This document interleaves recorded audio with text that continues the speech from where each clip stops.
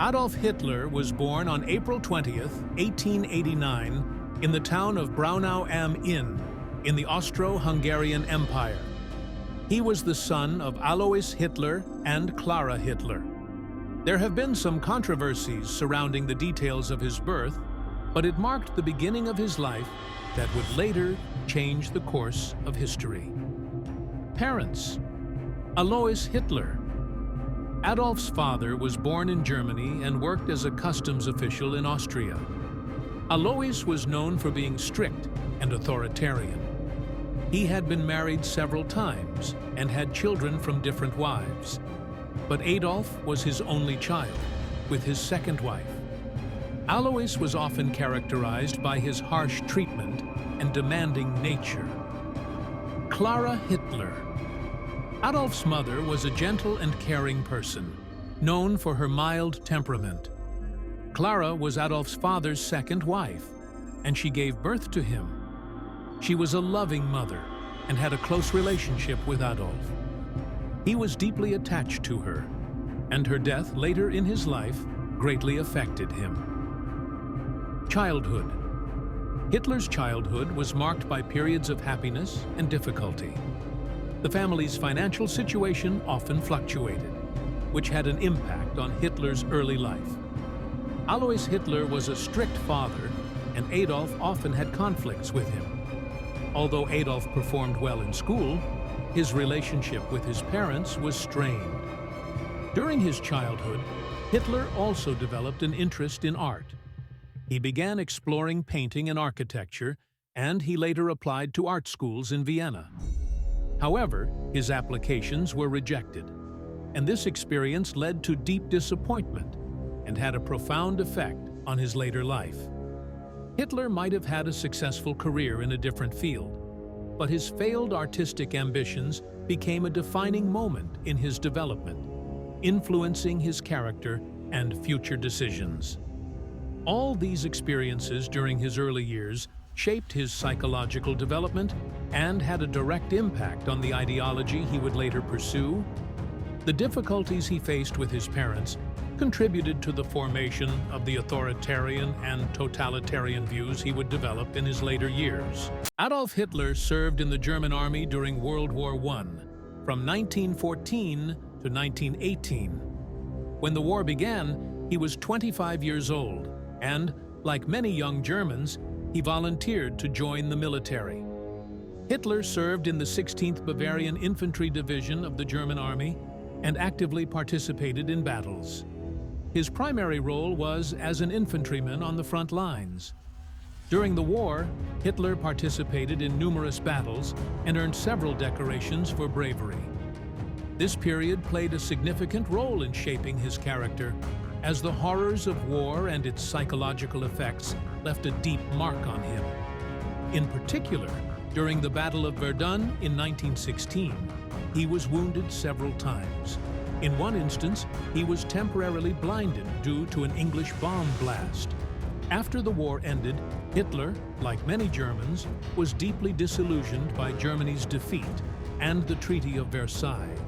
He saw the end of the war as a betrayal by the enemies and believed that Germany needed a strong leader to change its fate. Like many other Germans, he was also concerned about the country's worsening economic and social situation after the war. These events deeply influenced his future political activities and ideological development. At the end of World War I, Hitler, like many other veterans, fell into depression due to Germany's loss. During this time, his thoughts on restoring German power and fighting for an open Germany began to take shape. The war experiences provided him with firm ideas about power and war, which later played a crucial role in his rise to power in Germany. These experiences set the stage for his future plans to establish a totalitarian regime and implement fascist ideologies. In the early 1920s, Adolf Hitler founded a new political movement in Germany, the Nazi Party, National Socialist German Workers' Party. The party emerged as a reaction to the country's economic crisis, the defeat caused by the Treaty of Versailles, and the difficult conditions faced by the German people. Hitler took over the leadership of the party in 1921, and although his 1923 coup attempt, the Beer Hall Putsch, failed, it increased his visibility and recognition. In 1925, Hitler began writing his book, Mein Kampf, My Struggle. In this book, he outlined his life story, political views, and ideas about the superiority of the German people. Hitler strengthened his nationalist, fascist ideologies in the book, proposing the creation of a pure future for Germany and advocating for the establishment of the new Germany he envisioned. Mein Kampf became a cornerstone in shaping the future politics of Germany after his rise to power. The book also served as a tool for manipulating and ideologically controlling the public, creating fear and fostering division. After the Nazi Party came to power in Germany in 1933, Hitler established a totalitarian regime in the country and carried out violence, repression, and genocide against many minority groups. Adolf Hitler's Führer period lasted from 1933 to 1945. In January 1933, Hitler became the Chancellor of Germany and quickly established a totalitarian regime. As Führer, leader, he took complete control of Germany's political, social, and cultural life. The Nazi Party, strengthening its nationalist and fascist ideologies, began to suppress all political rivals and opposition. Under Hitler's leadership, extensive state programs were implemented to revitalize the German economy, and unemployment was significantly reduced. However, this period was also characterized by anti-Semitism, racism, and torture and genocide against minority groups. Adolf Hitler's speeches were a powerful tool used to spread his political ideology and convince the German people of his leadership. He often focused on themes of national struggle, German superiority, and anti-Semitism. His speeches aimed to excite and unite the masses for his political goals. Hitler used a strong emotional language in his speeches, presenting enemies and attempting to draw the people to his ideas. These speeches played a crucial role in shaping the political and ideological foundation of his regime. In Nazi Germany, radio became a significant tool for political and ideological purposes. In the 1930s, the Nazi Party took control of German radio and used it extensively for propaganda. The German state radio was used to broadcast Adolf Hitler's speeches and the party's ideologies.